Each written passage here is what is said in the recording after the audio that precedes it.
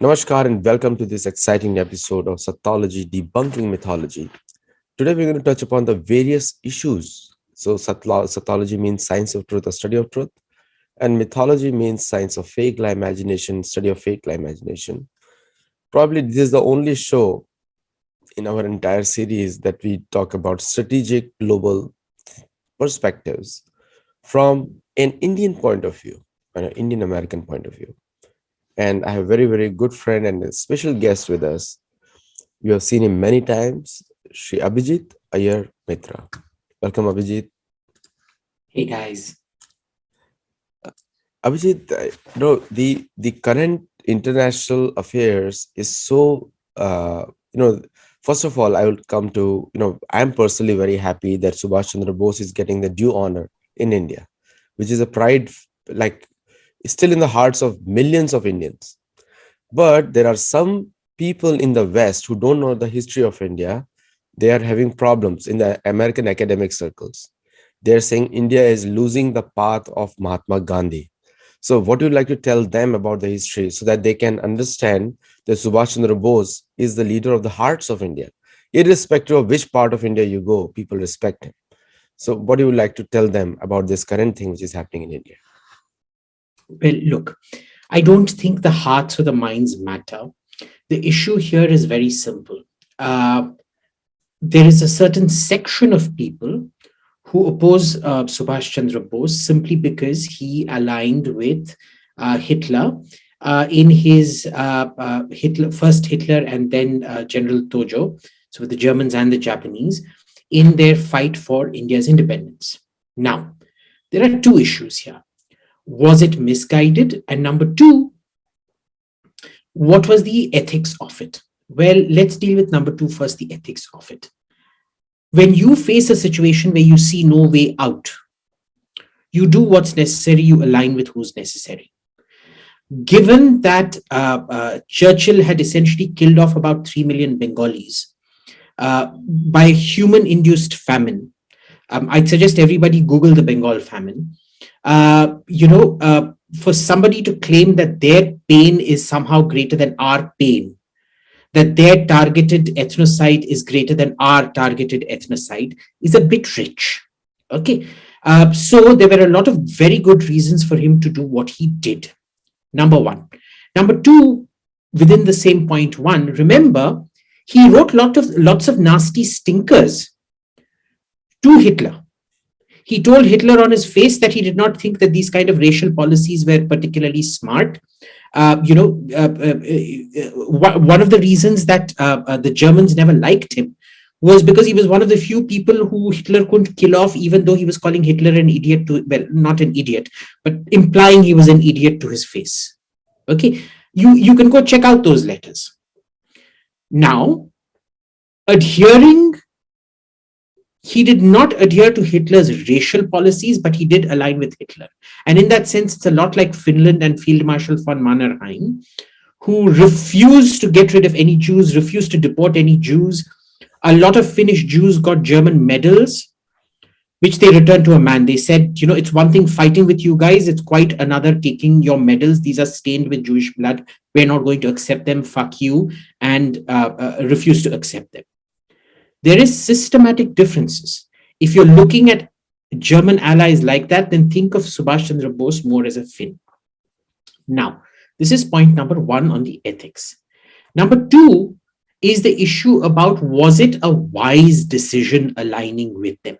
Because let's face it, had India come under German or Japanese rule, it would have always been much, much, much worse than any kind of British rule.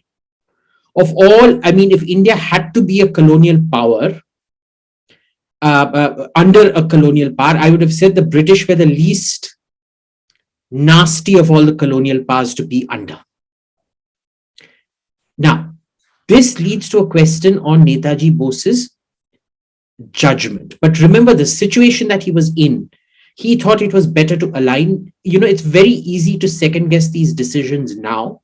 But a lot of people did point it out to him at that point of time. So ethically, I think, it's not an issue at all.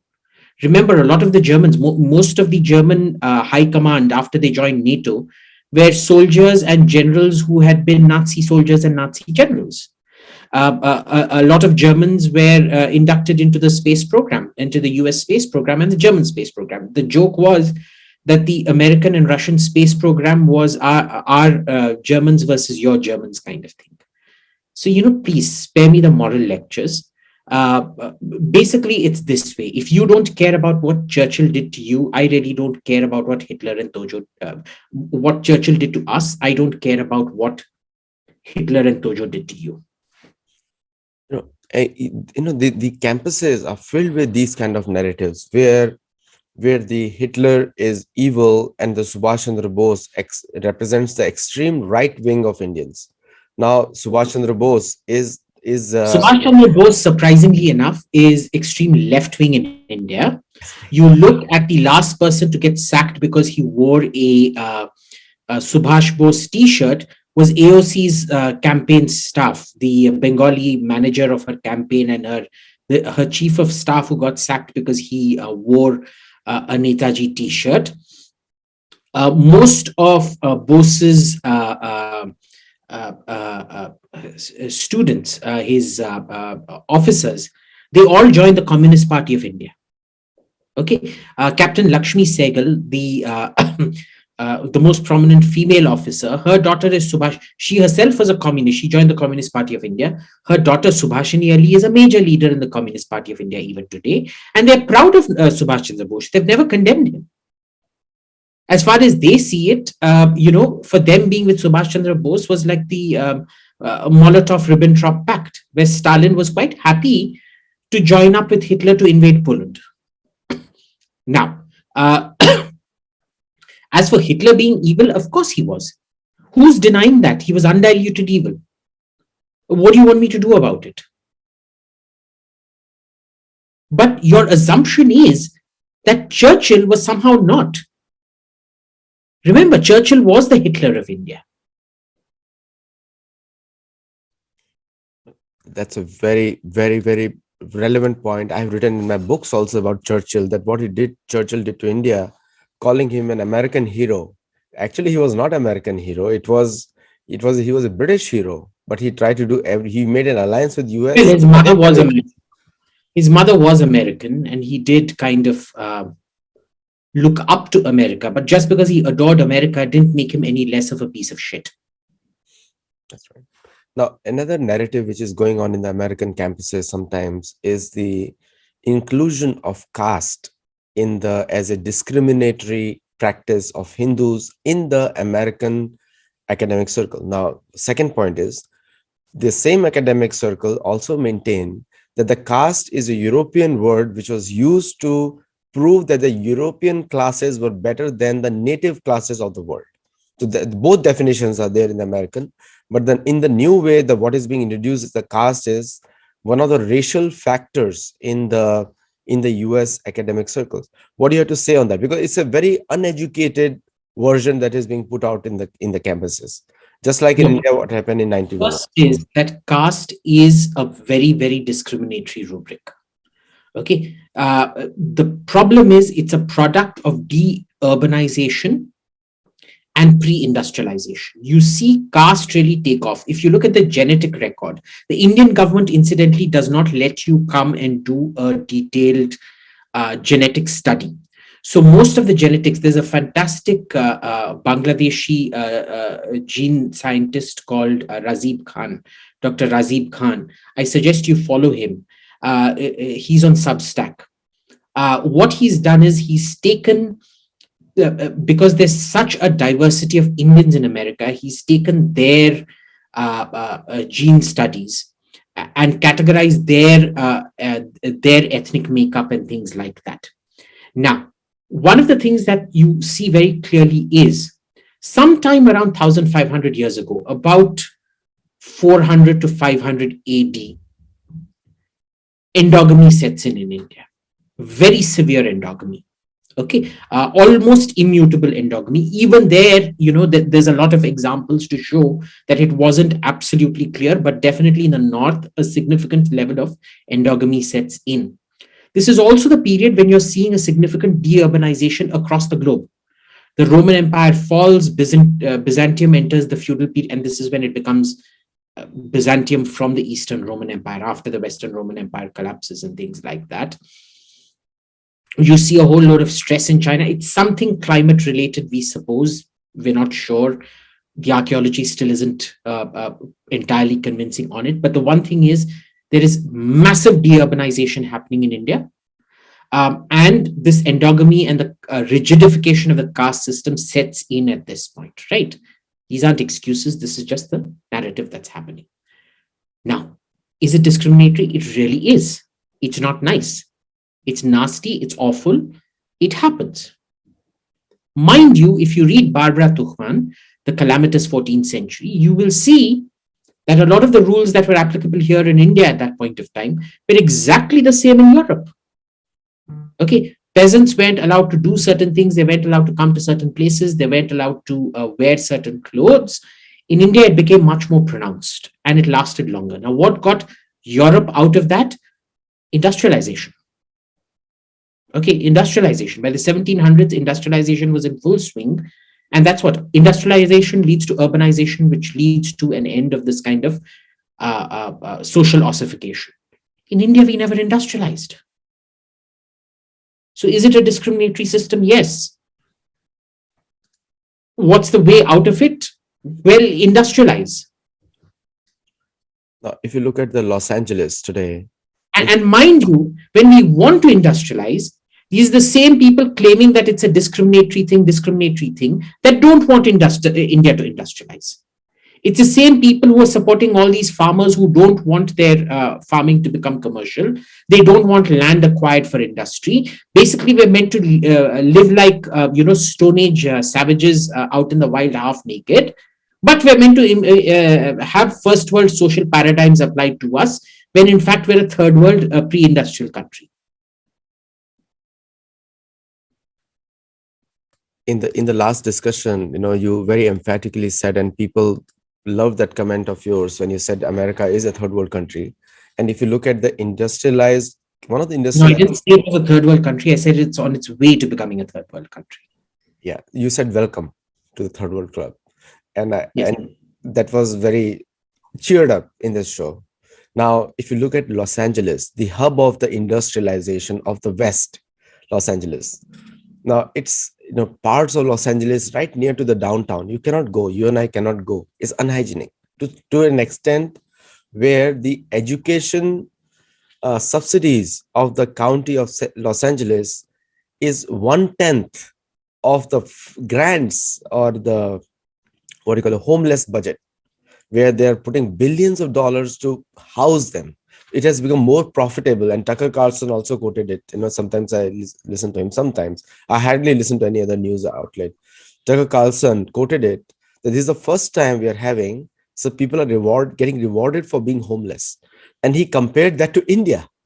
He said, what's the difference between Indian slums in Dharavi, he took the name, and Los Angeles today, the downtown? Well, to be honest, if your idea of an education is going and doing all the plethora of useless humanities degrees, which really have no market value except for being an activist, and you get into severe student debt for, it's probably much better off spending that money on the homeless than it is on education. So by all means, go ahead and do it. On the other hand, if you're not spending it on the sciences, then you have a problem. All right. There used to be a time when a humanities degree was actually worth something. Today, with the kind of, honestly, the kind of shit that we're seeing, you're just better off. It's a better investment investing it in homeless people. It's not an investment, but well, let's just say it's a less destructive dole than the dole for certain humanities courses. Coming back to Ukraine, now the first time the U.S. State Department put an advisory that we all need to move out of Ukraine. The staff has to move out of Ukraine, and the second aspect is the nuclear missiles have been moved closer to the border over there, not into Ukraine though. By the way, I do not know the actual what's happening on the ground. and there is a 13 nation coalition trying to work against Russia. Now, do you think that is a, you know, Russia is the same country which fought along with the United States in World War II, and Syria, we all know that they set up a new no-fly zones where the F-35s and F-22s could not also fly there. So, do you think it's a wise move, or we are moving towards a date in February where the Ukrainian president said that Russian attack will happen? I don't think the Russians are going to attack. I personally feel they'd be much better off doing a coup within Ukraine and claiming it was a regime change operation. Honestly, if they invade and change the regime and withdraw, what are you going to do? I mean, the West has done the same thing in Iraq, in Afghanistan, in Libya, everywhere. Uh, they can do the exact same thing. What stops them from doing it? No, personally, I don't think they're going to invade. They're using it as a strategy of permanent pressure. It costs them nothing to deploy their troops to their border. It costs them a lot to invade.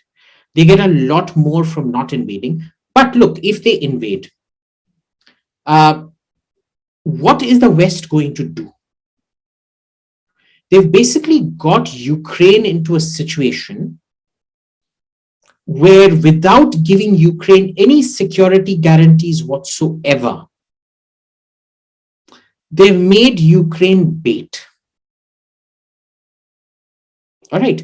So the fisherman gets his fun because half the fun is in, bait and catch. The great white shark, Russia, or I don't know what you're fishing for, barracuda or whatever, is having its fun trying to catch the bait. In all of this, the person screwed over is the actual bait, Ukraine. It's getting screwed over by Russia. It's getting screwed over by the West. And the problem is they don't seem to realize that they're getting screwed over. Why? Because they're so completely corrupt. Volodymyr Zelensky came to power claiming he was ending all the corruption. It turns out he's just as bloody corrupt as everybody else. His entire office, he's weakened the power of the Verkhovna Rada. He's centralized all of it into his office. His entire office is run by cronies who are known to have corruption cases against them. He has a whole set of papers about him in the Panama Papers, this thing. His entire career is sleaze. He was pretending it wasn't sleaze, but it is sleaze. He's just as corrupt as every other Ukrainian politician before him. Imagine Petro Poroshenko, who was supposedly anti this, anti that, is now under investigation for collaborating with Russia, even though the West was claiming that he was this completely anti-Russia hero and all that nonsense. So, I mean, look, ultimately, it keeps coming back to Thucydides and the Melian dialogues. The strong will do what they do, and the weak must suffer what they must.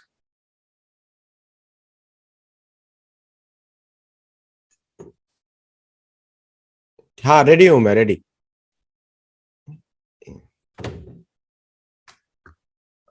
Sorry about that, Abhijit. So the next point was we talked about Russia, and if just a hypothetical question. Now, if Russia, something happens there, and Russian president also came to India, and I was looking at the media reports. Believe me, I have no inside news on anything, so it's a very innocent question. If Russia asks India for help over there, what will be Indian response to that? I think the Indian response would be very similar to on the lines of, oh, you're asking for help. Let's consider it. We will give it very serious thought. You're right. I think that's going to be Indian response. Now, recently, Houthi rebels attacked UAE. The missiles or ballistic missiles were thrown, and UAE also rejected Indian Akash surface-to-air missiles. They chose South Korean missiles. So, do you think that the Houthi rebels, which are mostly sponsored by Iran and other countries like opposing Saudi Arabia, including Muslim Brotherhood, do you think that the the UAE will have a plan of action against those rebels or the Saudi UAE coalition? So see, the thing here is, the UAE did a smart thing rejecting the Akash. I mean, I wouldn't buy the Akash. Uh, it's like, in this day and age, it's like going to a showroom. It's like shopping for a car and buying a Trabant, an East German Trabant or a Lada, a Russian Lada. Don't do it. But let's leave that aside. I think this whole campaign in Yemen tells you a lot of things. You can buy Western aircraft, but remember, what makes Western aircraft so accurate is not the target. Well, it does. The targeting pods and the sensors and things like that. Those targeting pods and sensors attack the correct target only when the correct intelligence is fed to it. They invested in the equipment thinking that America will always be providing them with accurate targeting information, accurate intelligence to make targeting decisions. In Yemen, they have gone in without that kind of intel. Okay. So remember, hardware purchases don't always translate into operational gains. And that is what we're seeing. That said, the Emiratis and the Saudis have been trying. They've not been succeeding, but they've been trying to hit military targets. Unfortunately, very frequently, because they've never invested in intel in an intel complex, they end up bombing civilian targets. The Houthis, there is a fundamental moral difference in what the Houthis are doing compared to the Saudis and Emiratis. The Houthis are deliberately hiding amongst civilians. They are using human shields. Okay. When they can, they use precision weapons like the drones that they use to attack a container terminal in Emirates and a gas and petrol facility, an oil facility in Saudi Arabia. But when they can't, they use extremely inaccurate things like ballistic missiles, which would have killed anyone. And even in that drone strike, not a single Emirati was killed. 2 Indians and a Pakistani were killed. 2 Hindus and a Pakistani were killed. Okay. So there is a fundamental moral difference. The Saudis and Emiratis, for all their faults, are at least trying. When you look at the number of people dead, it might not be a solace to say, hey, we tried. Unfortunately, that's what wars are about. The Houthis aren't even trying. Their whole tactic is to hide amongst people and maximize civilian casualties. And that's exactly what they're doing. They're criminals, they're terrorists. And like, Ukraine, Russia will win, America will win, Ukraine will get screwed. Here, it's the Saudis and Emiratis will win, the Houthis will win, but the people of Yemen get screwed. This entire problem in Yemen was also caused by the intervention between the Shia factions led by Iran and the Sunni factions led by Saudi Arabia. And was it for the control of oil in Yemen? People do not know. No. So here's the thing. All of this starts off with the forced reunification of North and South Yemen. All right. Again, it's very problematic calling it North and South, because apparently South Yemen is more to the north than North Yemen in some places. Apparently, I can't see a map, but I remember looking at it. Think of it as East Yemen and West Yemen. East Yemen was somewhat more progressive because they had a Soviet, a communist-y, not a communist, but a communist-y government. And West Yemen had a more former British colony kind of thing. They were more culturally, socially backwards. They agreed to a kind of a unification. That unification didn't work out, and there was a civil war. And basically the British West Yemen kind of ex-British West Yemen types won.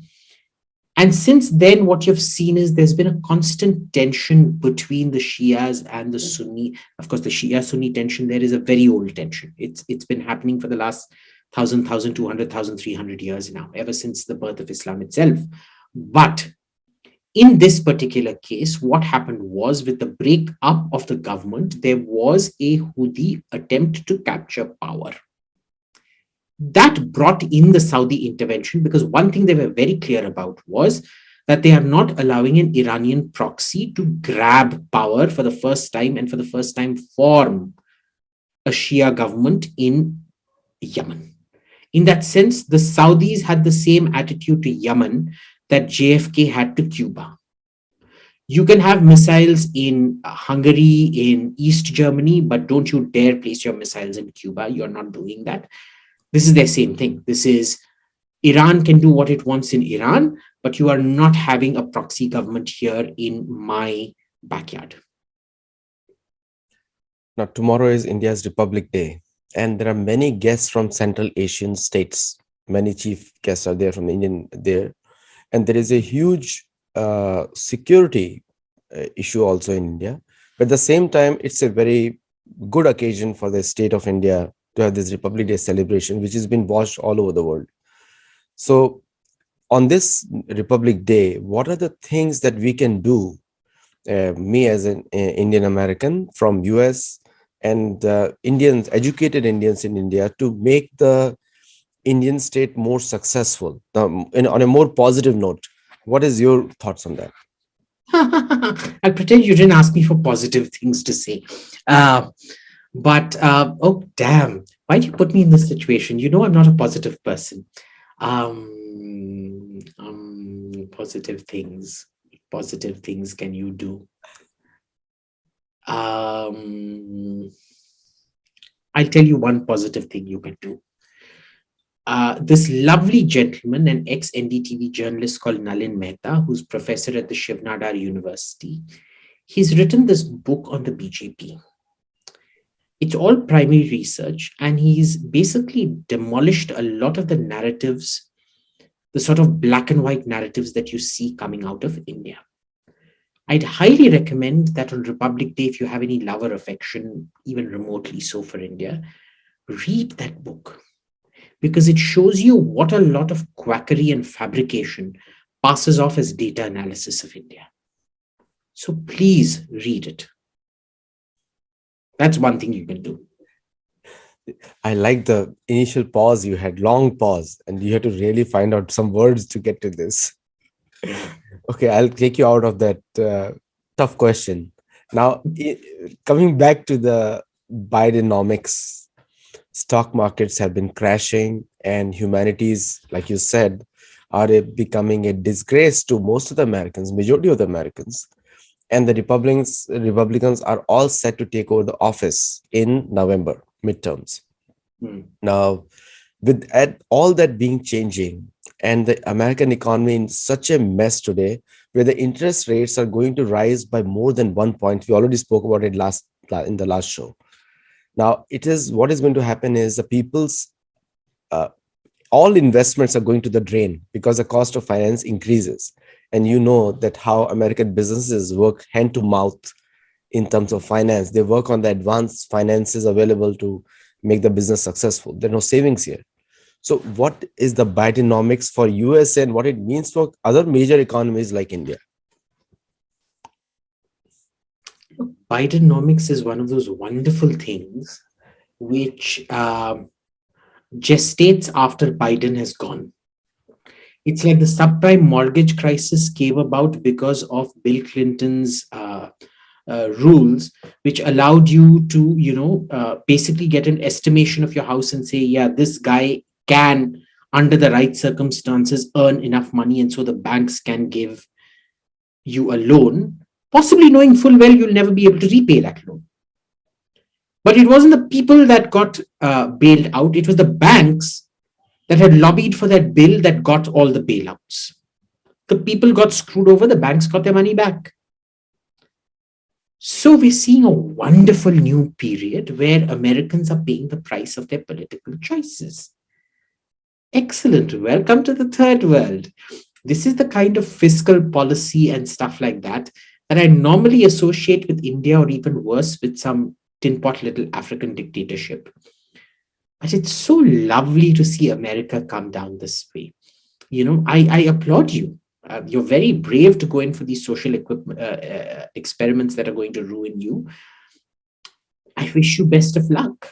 It's great watching you become a third world country in front of my eyes over the next 20 years while I eat popcorn.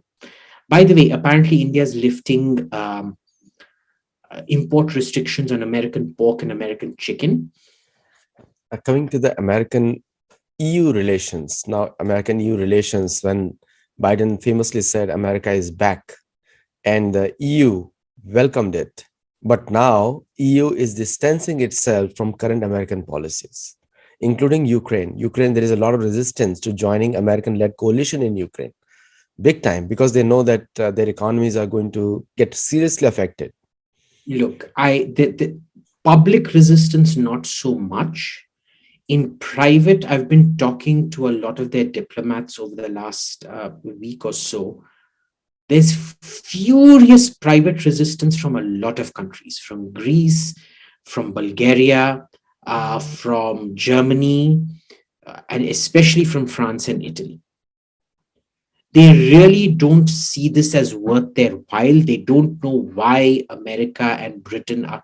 This is entirely pushed by Poland, Latvia, Lithuania, Estonia, Britain, and America. And Poland, Latvia, Lithuania, Estonia have to do this because their entire relevance in NATO comes from having a Russian threat. If there is no Russian threat, nobody takes Poland, Latvia, Lithuania, Estonia seriously within the EU then.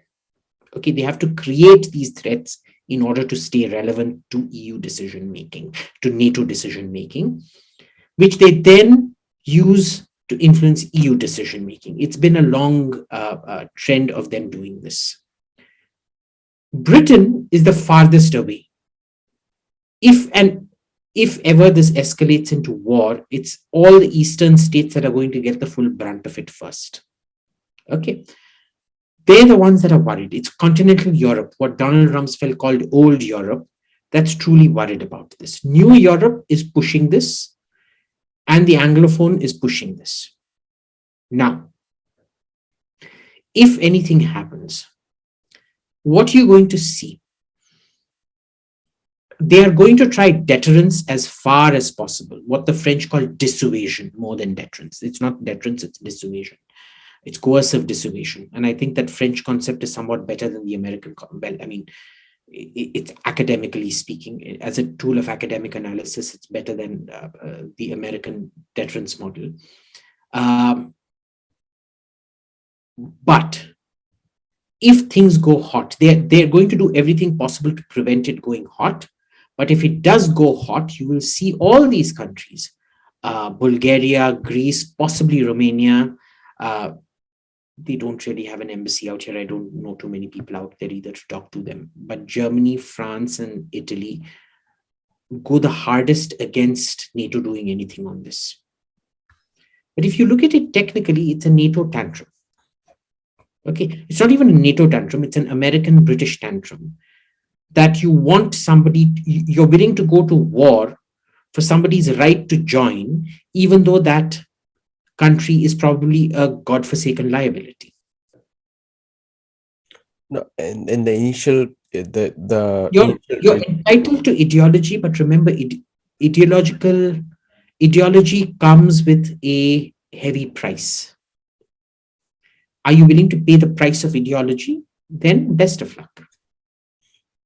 And we all know that the current Ukrainian president and the government was installed by the Americans. So it was. He wasn't. He definitely wasn't. He won the election clear with a huge majority, but it tells you a lot. He won 73% of the vote in 2019. Today, 51% of Ukrainians think he is corrupt, incompetent, and they want him gone. A majority of Ukrainians today want him out. I think. Where have you come in 2 years from 73% down to just 46% approval. Yeah, that's true. That I mean, and that is a. I think this Russian buildup is definitely going to force that. Last question, and the question comes from the audience actually. So, if America is failing, will India come to the rescue of USA? No, it'll be the same response we give to the Russians. Oh, hello, you want some help from us? Very interesting. Let me study the proposal. And we'll sit and study the proposal till the war is over, and then we'll say, "Oh my God, we were just getting our military ready to support you," and alas, it's too late now. So it's like that.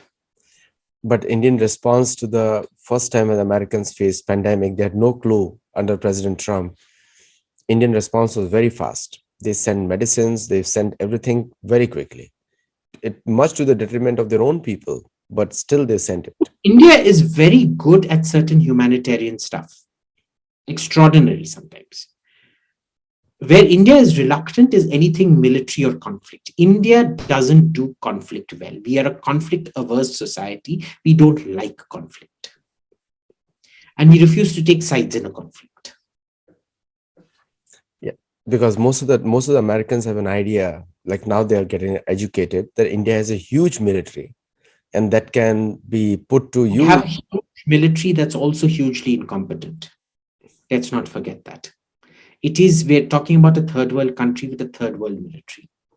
Yeah, but they have also have the historical records that World War II Indian troops played a major World role War in the country. Indian troops were used as cannon fodder.